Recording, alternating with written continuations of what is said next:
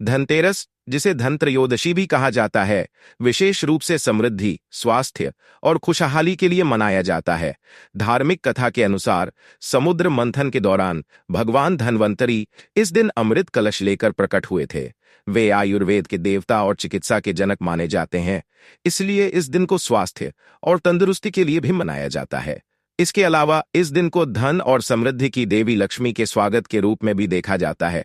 लोग मानते हैं कि इस दिन की गई खरीदारी से पूरे साल घर में खुशहाली रहती है। पुराणों के अनुसार जब समुद्र मंथन हो रहा था, तब धनतेरस के दिन धन्वंतरी, जो भगवान विष्णु के अवतार माने जाते हैं, अमृत कलश के साथ प्रकट हुए थे। इस दिन को धन्वंतरी त्रयोदशी भी कहा जाता है। यह भी माना जाता है कि इस दिन घर में नया बर्तन या सोना चांदी लाने से घर में समृद्धि और स्वास्थ्य बना रहता है। इसीलिए लोग धनतेरस पर खरीदारी करते हैं। क्या आप भी इस धनतेरस पर कुछ खास खरीदने की योजना बना रहे हैं? धनतेरस पर कुछ चीजें खरीदना शुभ माना जाता है, तो चलिए आपको बताता हूं। खरीदना चाहिए। एक धातु, सोना, चांदी, पीतल या कांसा खरीदना शुभ होता है, इससे घर में समृद्धि आती है। 2. बर्तन, नए बर्तन खरीदना भी अच्छा माना जाता है। इन्हें इस्तेमाल करने से घर में सुख शांति रहती है। 3. धन्वंतरी की मूर्ति, भगवान धन्वंतरी की मूर्ति या तस्वीर खरीद सकते हैं। 4. गहने, नए गहने खरीदना भी शुभ होता है। धनतेरस पर ये चीजें खरीदने से बचना चाहिए। 1. लोहे का सामान, धनतेरस पर लोहे से बनी चीजें खरीदना अशुभ माना जाता है। 2. कांच, कांच की चीजें भी इस दिन नहीं खरीदनी चाहिए। 3. काले रंग की वस्तुएं, काले रंग से परहेज करें, यह अशुभ माना जाता है। धनतेरस पर खरीदारी करते समय कुछ सावधानियां रखना जरूरी है। 1. बजट का ध्यान, खर्च का एक अनुमान बनाकर ही खरीदारी करें ताकि बजट न बिगड़े। 2. गुणवत्ता पर ध्यान, सस्ता सामान देखकर उसकी गुणवत्ता से समझौता न करें। 3. धातु की पहचान, अगर सोना या चांदी खरीद रहे हैं तो उसकी शुद्धता की जांच अवश्य करें। 4. रसीद लेना, खरीदारी के बाद रसीद लेना न भूलें ताकि भविष्य में कोई समस्या न हो। इन सावधानियों को ध्यान में रखकर आप अपनी धनतेरस को सुखद और समृद्ध बना सकते हैं। धनतेरस की पूजा के लिए कुछ प्रमुख चरणों का पालन किया जाता है। 1. साफ सफाई, सबसे पहले घर और पूजा स्थल की अच्छी तरह सफाई करें। 2. कलश स्थापना, एक तांबे या पीतल के कलश में पानी भरकर उसमें सुपारी, फूल और कुछ सिक्के डालें और उस पर आम के पत्ते रखें। इस कलश को घर के पूजा स्थल पर स्थापित करें। 3. भगवान गणेश और देवी लक्ष्मी की प्रतिमा, एक साफ चौकी पर लाल कपड़ा बिछाकर भगवान गणेश और देवी लक्ष्मी की मूर्तियां रखें। 4. दीप जलाएं, तेल का दीपक जलाएं और अगरबत्ती या धूप भी जलाएं। 5. प्रसाद, फल, मिठाई और पकवानों का प्रसाद चढ़ाएं। 6.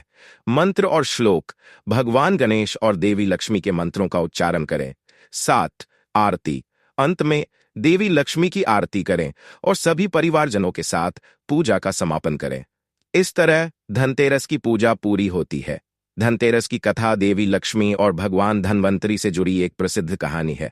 इस कथा के अनुसार एक समय में राजा हिमा के पुत्र की कुंडली में यह भविष्यवाणी की गई थी कि उसकी शादी के चौथे दिन उसकी मृत्यु हो जाएगी और उसकी मृत्यु सांप के काटने से होगी। राजा और रानी इससे बेहद चिंतित थे। राजा की बहू, जो बहुत ही बुद्धिमान और धार्मिक थी, उसने एक योजना बनाई। जब वह चौथा दिन आया तो उसने अपने पति को जागृत रखा और घर के दरवाजे पर दीपक जलाकर रखा। उसने घर के चारों ओर सोने और चांदी के आभूषणों का ढेर बना दिया और घर के मुख्य द्वार पर भी कई दिए जलाए। इसके अलावा उसने ढेर सारी कहानियां सुनाई और भक्ति के गीत गाए ताकि उसका पति, जब यमराज मृत्यु के देवता सांप के रूप में उसके पति की आत्मा लेने आए, तो उन्हें उस सुनहरी रोशनी और आभूषणों के ढेर के कारण रास्ता नहीं मिल सका।